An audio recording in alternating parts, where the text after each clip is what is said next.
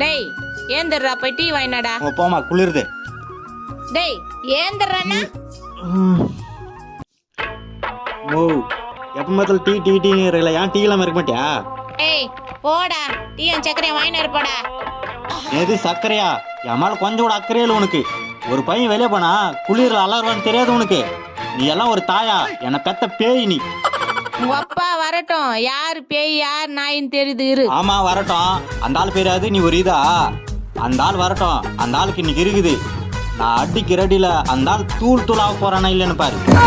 சொம்பு எத்துன்னு போயிடு, அந்த ஆள் வந்துனுக்குறான். வரட்டும், யாருக்கு பயப்பட மாட்டான்னு. அப்ப அம்மா நான் அப்பே சொன்னல அப்பாவுக்கு நிறைய வேலை இருக்குதுன்னு.